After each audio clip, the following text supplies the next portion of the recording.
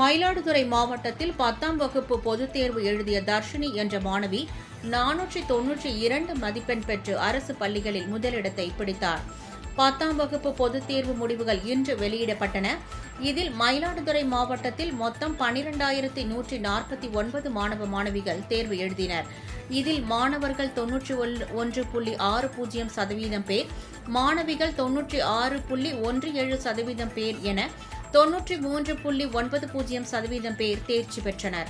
இது கடந்த ஆண்டை விட 3% அதிகம் என்பது குறிப்பிடத்தக்கது. மேலும் மாநில அளவில் 23வது இடத்தை மயிலாடுதுறை மாவட்டம் பிடித்துள்ளது.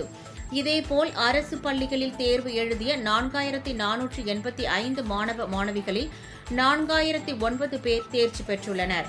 மயிலாடுதுறை மாவட்டத்தில் 77 அரசு பள்ளிகளில் 18 பள்ளிகள் 100% தேர்ச்சி அடைந்துள்ளன.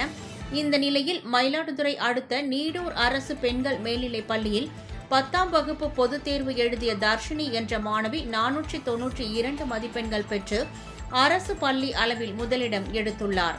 இவரது தந்தை ஜோதிராமன் என்பவர் தினக்கூலி அடிப்படையில் டைல்ஸ் போடும் வேலை செய்து வருகிறார் என்பது குறிப்பிடத்தக்கது.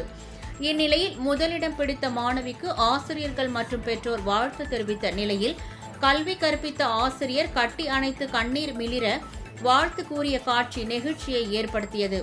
இந்த வெற்றிக்கு உறுதுணையாக இருந்த பெற்றோர் மற்றும் ஆசிரியர்களுக்கு நன்றி தெரிவித்துக் கொள்வதாக மாணவி தர்ஷினி தெரிவித்தார்.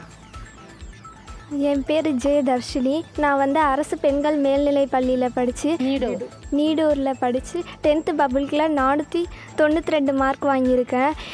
எங்கள் அம்மா அப்பா என்னை கஷ்டப்பட்டு படிக்க வச்சுருக்காங்க. நான் கவர்மெண்ட் ஸ்கூலில் படித்தாலும் நல்ல மார்க் எடுத்திருக்கேன் என்னோடய கடின உழைப்பால். எங்கள் மேம் எல்லாருமே எனக்கு ரொம்ப சப்போர்ட்டாக இருந்தாங்க.